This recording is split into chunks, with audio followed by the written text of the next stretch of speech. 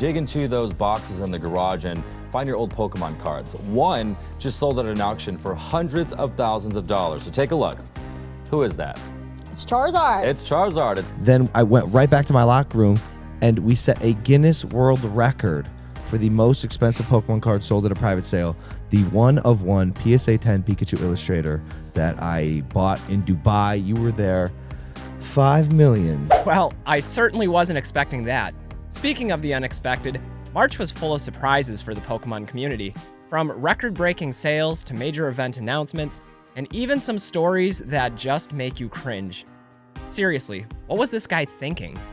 Anyway, today's episode of Breaking News is one you won't want to miss. I'm Pokemon Classics, and I invite you to join me for this month's recap. Let's roll the intro.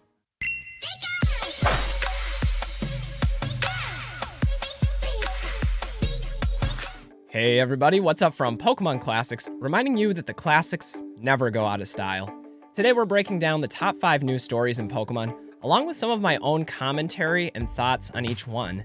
That is my goal on this channel after all, is to keep you all informed, whether it's the good, the bad, or the ugly. Also, as is tradition on this series, don't forget to stick around to the end of the video for my top 5 content recommendations. These are some of the best Pokemon YouTube videos of the month, and I'd highly encourage you to give each one a watch. Anyway, let's dive into our first story.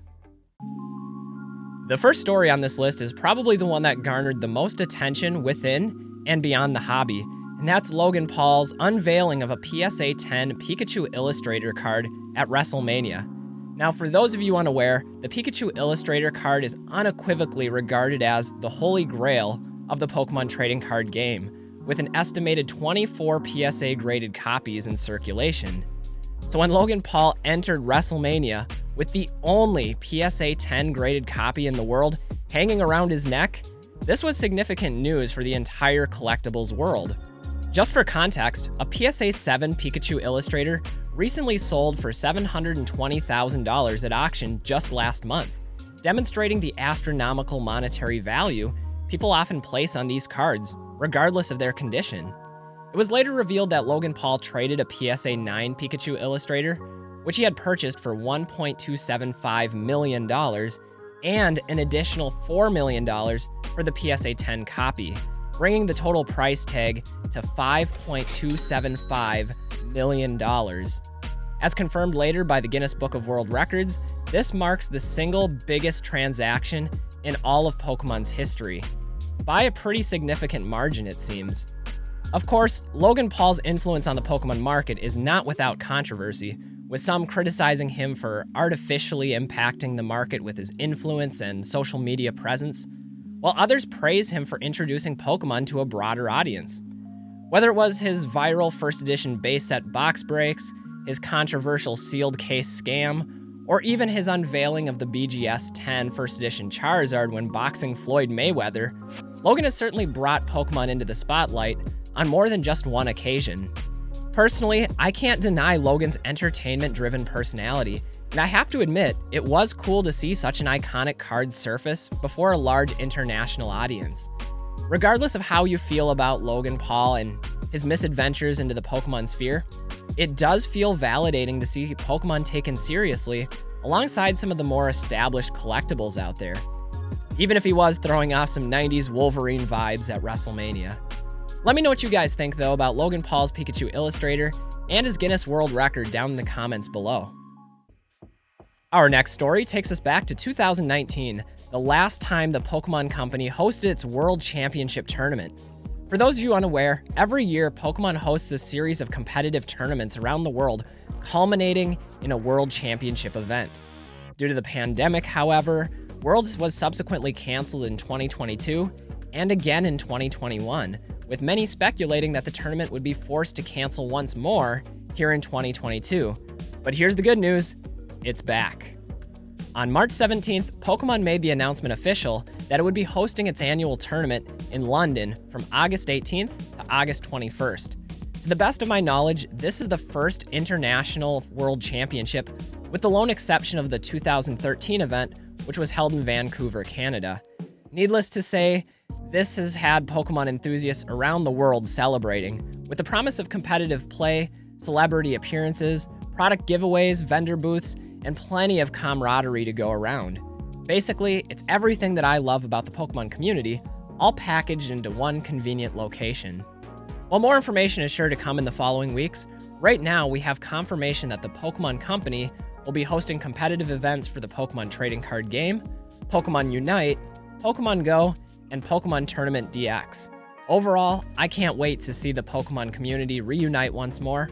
I think we could all use it and some positivity after such a long and turbulent past couple of years. Vault services are all the rage in collectibles right now, with both eBay and PSA announcing their intentions to launch their own secure storage facility for collectors. Much like the model that was pioneered by PWCC years ago, the intention appears to be a one-stop shop for collectors to store their cards with insurance, but also to use as a marketplace for facilitating the buying and selling of cards. Now, as most collectors know, there are some distinct advantages to using a vault service as both a buyer and a seller. For example, having a third-party middlemaning transactions significantly reduces the risk of getting scammed, while also offering some additional perks like insurance on cards, convenience and quick liquidity when selling, and some potential sales tax savings on purchases, depending on your location and your situation. In eBay's case, this seems to be a direct extension of their recently announced Authenticity Guarantee service and part of a much larger marketing campaign centered around trading cards. In its early marketing information, eBay promises 4 primary benefits to its patrons: secure storage, seamless buying, hassle-free selling, and built-in trust, whatever that means.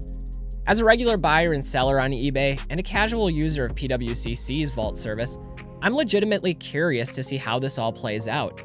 It sounds great, but knowing eBay's track record, I suspect there'll be some additional eBay fees coming in the near future, though I'd love to be proven wrong.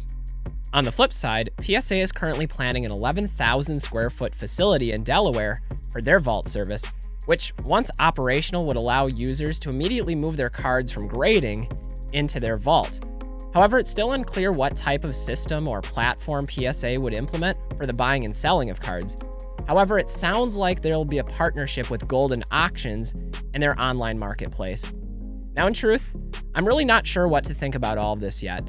On the one hand, I've been pretty disappointed with some of the business decisions implemented by PWCC lately. But on the other hand, I feel like the number of companies trying to create their own vault services and selling platforms is getting extremely saturated and difficult to monitor regularly. Let me know what you guys think down in the comments below. Which of these services, if any, would you consider using? This next story is a tragic one or a comedic one, maybe a little bit of both depending on how you look at it.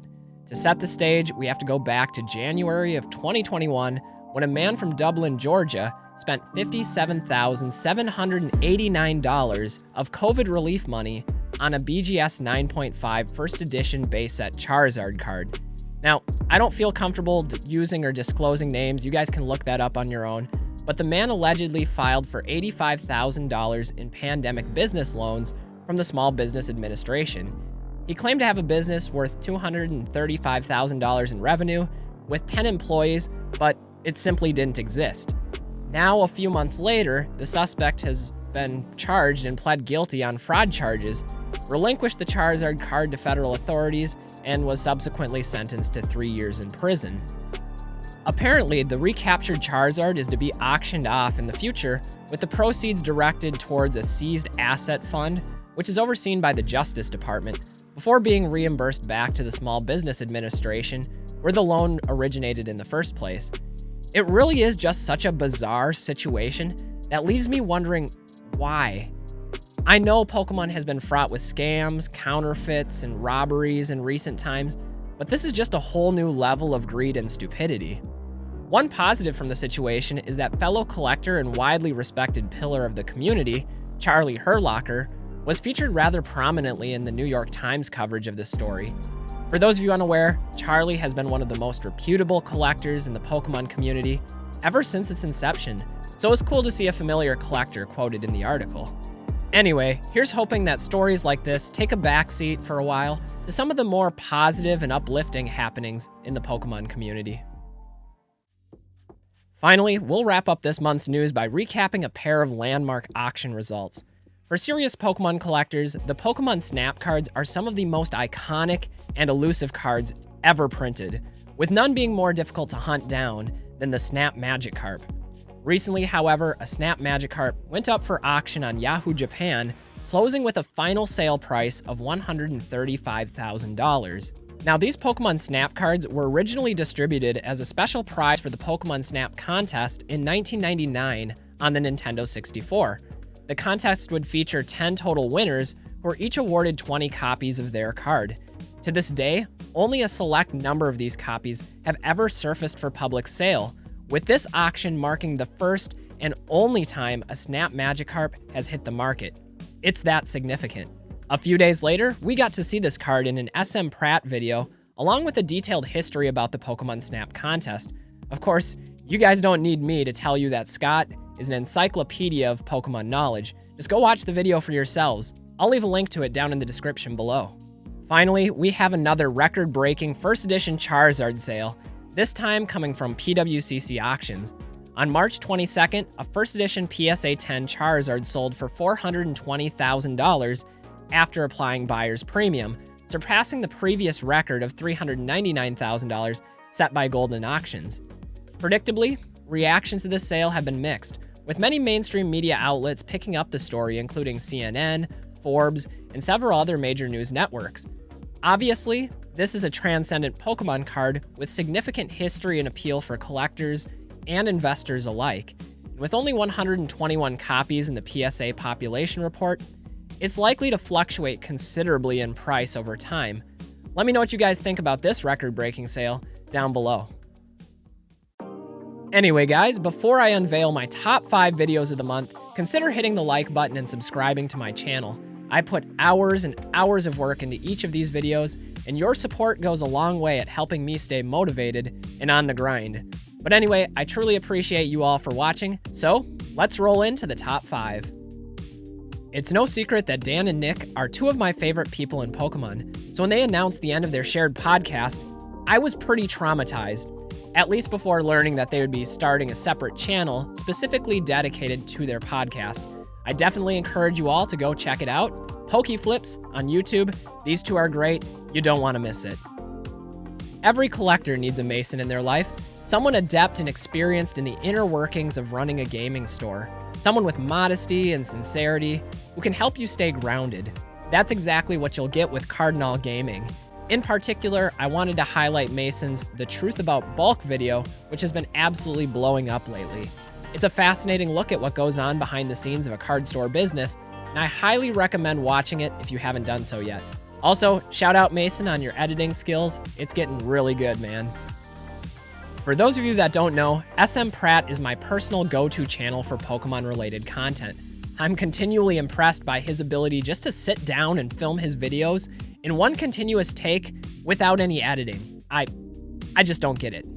Anyway, in this video, Scott shows off his acquisition of the one and only Snap Magikarp to ever surface. It's a must-watch historical landmark video for the hobby, so go watch it if you haven't. In this video, directed towards Pokemon collectors and businesses, Danny addresses the changing landscape of the Pokemon market, especially in regards to cards used in competitive play. With Pokemon tournaments and competitive play widely returning in 2022, the value and availability of certain modern cards has the potential to fluctuate wildly. Check out this well-made video for Danny's tips on how to proceed in this new market. It's a deep dive video, but one that I think is thoroughly worth watching. Everyone knows Leonhart. He's one of the biggest and most enthusiastic Pokemon YouTubers on the entire platform.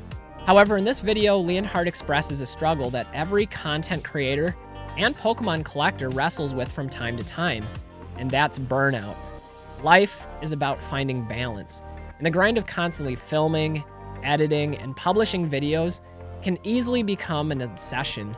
I applaud Leonhart for his transparency and self-awareness, and I think this is a relatable video and a relatable message for just about everyone to hear. Well guys, that's going to wrap it up for this episode of Breaking News, where we break down some of the most important Pokemon-related news stories each month. Let me know what your thoughts are on these stories down in the comments below. And if there are any major news stories that I missed, definitely send them my way. Anyway, guys, I'm Pokemon Classics, reminding you that the classics never go out of style. Thanks for spending your time with me today, and we'll see y'all with the next video. Stay well, everybody.